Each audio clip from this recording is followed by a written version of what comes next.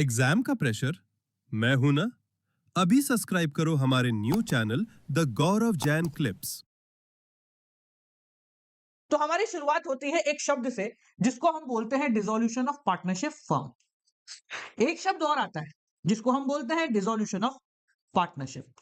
अब तक हमने जो कुछ भी पढ़ा, change in profit sharing ratio among existing partner, admission of a partner, death of a partner, retirement of a partner, ये सारी की सारी चीजें डिसोल्यूशन ऑफ पार्टनरशिप की कैटेगरी के अंदर आती हैं।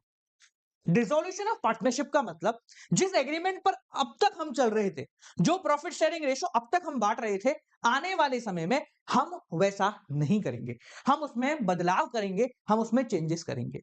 तो डिसोल्यूशन ऑफ पार्टनरशिप के अंदर सब चीजें चेंज तो हो जाती हैं, पर धंधा फिर भी चलता रहता है। कोई नया आता है, सब चीजें बदल जाती हैं, धंधा फिर भी चलता है।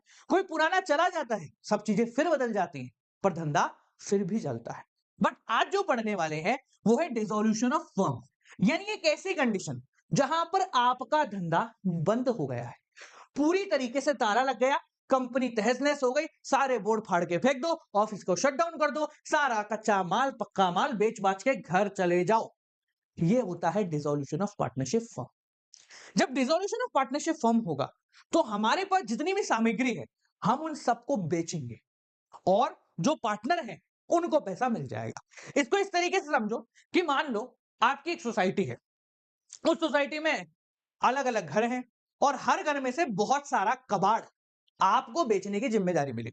जैसे जेठालाल चंपकलाल गड़ा, तारक मेहता में आपने देखा होगा एक बार टप्पू सेना ने कबाड़ बेचा था, तो वही कंडीशन हम यहां पर मानते हैं। तो मान लीजिए उस सोसाइटी में हर घर से बहुत सारा कबाड़ बेचना है, तो आप क्या करेंगे, उस कबाड़ को इकट्ठा करेंगे एक स्टोर रूम।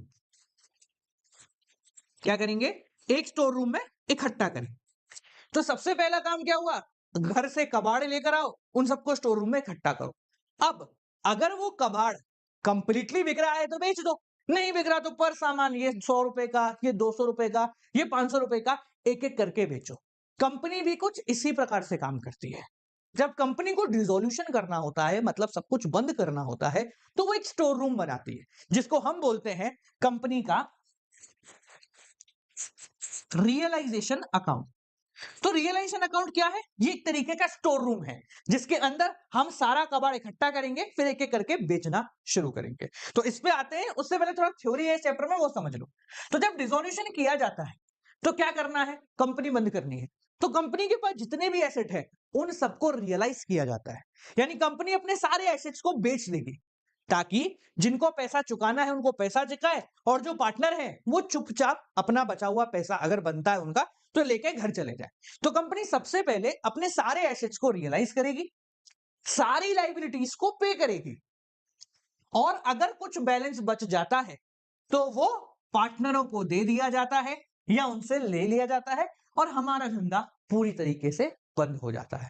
इस बात को ध्यान रखना बेटा कि रियलाइजेशन या फिर डिसोल्यूशन के अंदर हम बंद कर रहे हैं, क्या कर रहे हैं मेरे साथ बोलो, बंद कर रहे हैं। और बंद करने से मेरा मतलब है ऐसा कोई भी काम हमें नहीं करना है जिससे कल वापस किताब में कुछ देखने को मिले। मतलब मुझे अपनी किताब बंद करनी है, फुल स्टॉप, पेमेंट डन, खत्म। तो जितने भी अब हम कर रहे होंगे इस चैप्टर में, उन सब में हर चीज का एंड करेंगे। एसेट पड़ा है तो पेमेंट कर, खत्म कर। कोई अनरिकॉर्डेड एसेट है, भाड़ में जाने दे। अनरिकॉर्डेड है तो कोई बात नहीं, पेमेंट हो रहा है, अच्छी बात है। तो यहां पर हमारा जो मेन मकसद होता है वो होता है खत्म करना। पेमेंट आ रहा है, जहां से आ रहा है आन दे, 10 की जगह 5 आ रहा है आन दे, 4 आ रहा है आन दे। प्रॉफिट लॉस कुछ नहीं देखना हमें, हमें सिर्फ पेमेंट लेना है, पेमेंट देना है, बचा कुचा पार्टनरों को देके घर निकल देना है। अगर इस मेंटेलिटी से चलोगे तो रियलाइजेशन बहुत आसान लगेगा।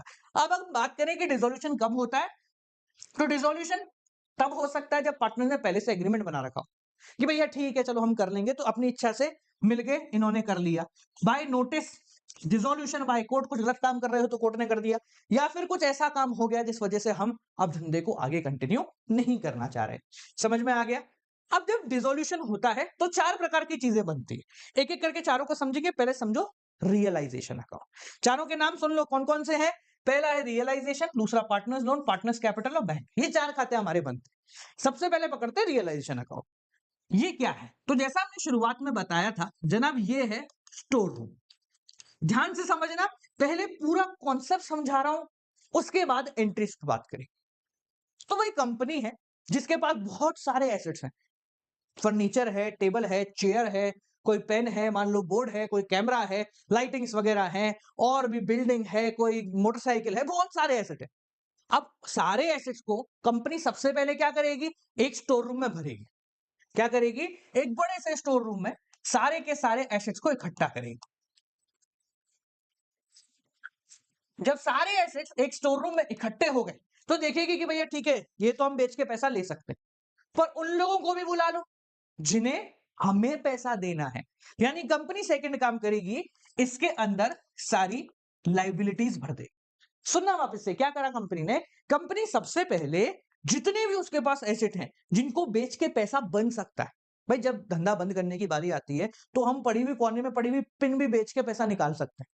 धंधा बंद हो रहा है, सब कुछ बंद हो रहा है, जितने पैसे बनाओ ले लो आके, नहीं तो कहता है ना, भागते को तिनके का सहारा है, डूबते को तिनके का सहारा। उसी प्रकार से जब कंपनी बंद होगी, डिसोल्यूशन होगा, तो हमारे पास जितने भी एसेट हैं हम सबको उठा के पहले एक कमरे में ले आएंगे, ताकि हम ये देख पाए कि हम इनसे कितना पैसा बना सकते हैं। पर हमें पैसा बनाए इससे पहले जिनको हमें पैसा देना है उनको पेमेंट करना जरूरी है। तो हमने उस कमरे में सारे एसेट्स इकट्ठे करे एक तरफ, उसके बाद सारी लाइबिलिटीज इकट्ठी करी। हाँ भाई, तुझे कितना पैसा लेना, आ जा, तुझे कितना लेना तू भी आ जा, तुझे कितना लेना तू भी आ, सबको बुला लिया। समझ गए? तो अब क्या है, स्टोर रूम में दो तरीके की पार्टीज हैं, एक वो जो पैसा लेना चाह रही है यानी कि हमारी लाइबिलिटीज, और एक वो जिसके थ्रू हम पैसा बनाएंगे यानी हमारे एसेट्स।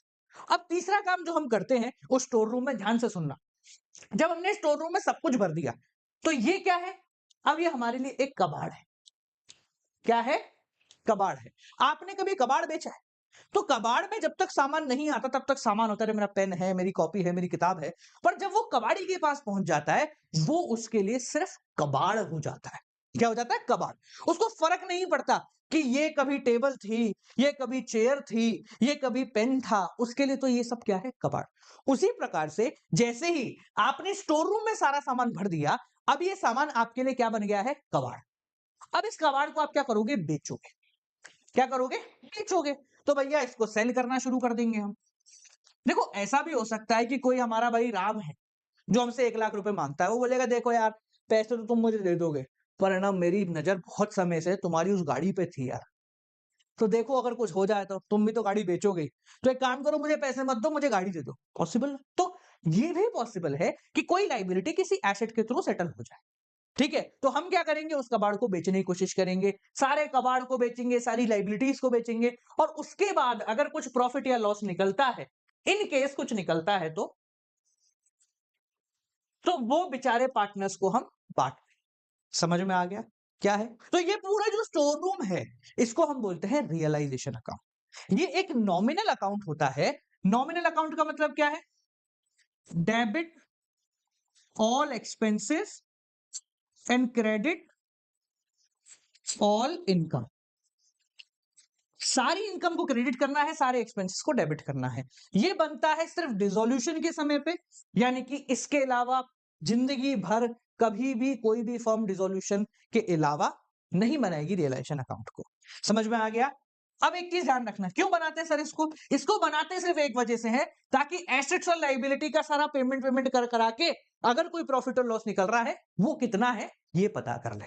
समझ में आ गया क्यों बनाते हैं? सिर्फ इस वजह से, ताकि एसेट्स और लाइबिलिटी इन सबको बेचने के बाद जो पैसा बना है वो कितना है ये पता लगा सके, इसलिए हम ये अकाउंट बनाते हैं। और इसमें जो पैसा बनता है यानी जो पैसा बच जाता है वो पार्टनर्स कैपिटल में प्रॉफिट शेयरिंग रेशियो में डिस्ट्रीब्यूट होता है। समझ में आ गया?